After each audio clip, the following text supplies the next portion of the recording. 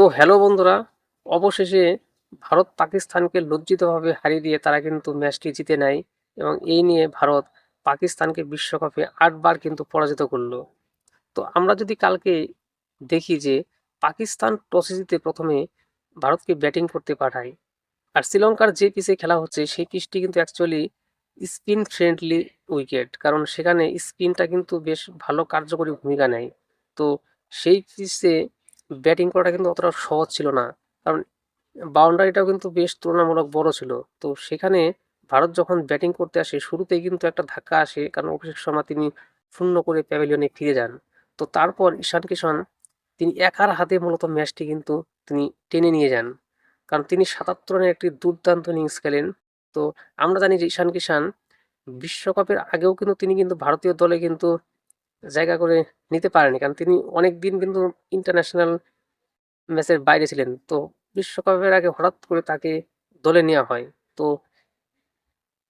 তিনি এসেই যেভাবে একের পর এক পারফরম্যান্স করে যাচ্ছেন, তো তার উপর আমরা ভরসা অবশ্যই রাখতে পারি, কারণ তিনি একজন ভালো ব্যাটার। তো তিনি যেভাবে খেললেন তা অনবদ্য। এবং সূর্যকুমার যাদব এবং তিলক বর্মা তারা যে ক্রিজে কালকে ছিলেন, কিন্তু সেভাবে তারা কিন্তু রানের গতিটা বাড়াতে পারেনি। কিন্তু তারা যদি বাড়াতে পারতেন তাহলে কিন্তু ইন্ডিয়ার রান কিন্তু ২০০ হতে পারতো। যদিও এই পিচে ১৭৫ একটা ভালো স্কোর। তো সেহেতু আমরা আরও একটু এক্সপেক্ট তাদের কাছ থেকে করেছিলাম যে হয়তো রানটা আরও বেশি হলে ভালো হতো। তো শেষের দিকে শিবম দুবে এসে তিনি একটা ঝোড়ো ইনিংস খেলেন এবং দুর্ভাগ্যবশত তিনি রান আউট হয়ে যান। এবং একদম শেষের দিকে এসে রিঙ্কু সিং ৪-৬ মেরে তিনি কিছুটা পুষিয়ে দেন। তো ইন্ডিয়া শেষমেশ ১৭৫ রান করে। এদিকে পাকিস্তানের বোলারদের মধ্যে শাইম আয়ুব তিনি কিন্তু অসাধারণ বোলিং করেন। ৪ ওভারে তিনি ২৫ রান দিয়ে ৩টি উইকেট নেন। মূলত তিনি ইন্ডিয়াকে কিন্তু ব্যাকফুটেই ফেলে দেন। এবং শাইম আয়ুবের পাশাপাশি উসমান তারিক, মানে যাকে নিয়ে সমালোচনা হচ্ছে, কারণ তিনি থেমে গিয়ে বল করেন, তো তিনিও কিন্তু একটা ভালো স্পেল করেন, কারণ তিনিও ৪ ওভারে ২৪ রান দিয়ে ১ উইকেট নেন।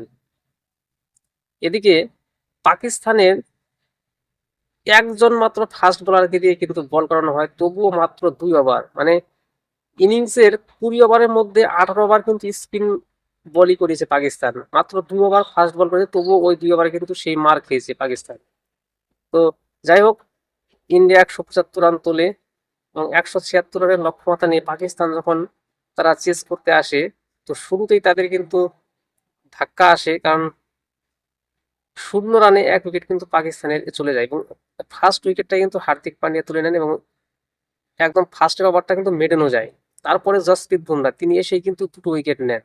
তো এদিকে পাকিস্তান কিন্তু তাদের কিন্তু উইকেটের পতন কিন্তু থামাতে পারেনি, কারণ যেই আসে সেই শুধু আউট হয়ে যাচ্ছে। তো মিডলের দিকে এসে উসমান তারিক তিনি একটু চেষ্টা করেন, তো তিনি মোটামুটি ৪৪ কি ৪০ রানে একটা ইনিংস খেলেন। যাই হোক, শেষমেশ পাকিস্তান ১১৪ রানে অল আউট হয়ে যায় এবং ইন্ডিয়ান বোলারদের মধ্যে ২টো করে উইকেট নেন হার্দিক পান্ডিয়া, জসপ্রীত বুমরা, অক্ষর প্যাটেল এবং বরুণ চক্রবর্তী। আর একটি করে উইকেট নেন কুলদীপ যাদব এবং তিলক বর্মা। তো পাকিস্তান আর একটি ম্যাচই বাকি আছে, তো সেই ম্যাচটি পাকিস্তানের কাছে কিন্তু বাঁচা মরার ম্যাচ। তো কেন বললাম, কারণ ইতিমধ্যেই আমেরিকা ৪ ম্যাচ খেলে তারা কিন্তু ৪ পয়েন্ট নিয়ে নিয়েছেন। তো সেক্ষেত্রে পাকিস্তানেরও পয়েন্ট ৪। এখন পাকিস্তান যদি শেষ ম্যাচে হেরে যায় তাহলে সেক্ষেত্রে কিন্তু ইউএসএ কোয়ালিফাই করবে, কারণ ইউএসএ এর নেট রান রেটটা কিন্তু বেশি থাকবে। তো এটা পাকিস্তানের কাছে কিন্তু মানে একদম বাঁচা মরার ম্যাচ বলা চলে। আর ভারতের ক্ষেত্রে ভারত ইতিমধ্যে সুপার এইটে চলে গেছে ৬ পয়েন্ট নিয়ে। তো তাদের লাস্ট ম্যাচ নেদারল্যান্ডের বিরুদ্ধে। তো এই ম্যাচটা ইন্ডিয়ার হারলে কি আর জিতলে কি, তাতে ইন্ডিয়ার কোনো যায় আসে না। তো যাই হোক, ইন্ডিয়া তো অবশ্যই জিতবে, কারণ ইন্ডিয়া ৪-৪ করবে।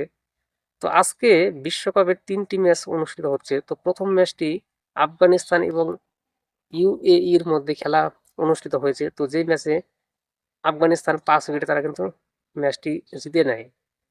এবং দিনের দ্বিতীয় ম্যাচ ইংল্যান্ড ভার্সেস ইতালির মধ্যে খেলা আছে আজকের। এই ইংল্যান্ডের কাছেও কিন্তু এই ম্যাচটা খুবই গুরুত্বপূর্ণ, কারণ ইংল্যান্ড যদি হেরে যায় তাহলে কিন্তু সমস্যায় পড়ে যাবে সুপার এইটে যাওয়ার জন্য। আর আজকের দিনের তৃতীয় খেলা অস্ট্রেলিয়া ভার্সেস শ্রীলঙ্কার মধ্যে আছে। তো সেই ম্যাচটিও খুবই গুরুত্বপূর্ণ এবং ভালো একটা ম্যাচ হতে চলেছে। তো অস্ট্রেলিয়া, আপনারা জানেনই যে অস্ট্রেলিয়া এর আগের দিন জিম্বাবুয়ের কাছে হেরে গেছে, অতএব অস্ট্রেলিয়ার কাছে কিন্তু এই ম্যাচটা খুবই গুরুত্বপূর্ণ হতে চলেছে। তো আজ এই পর্যন্তই, ধন্যবাদ।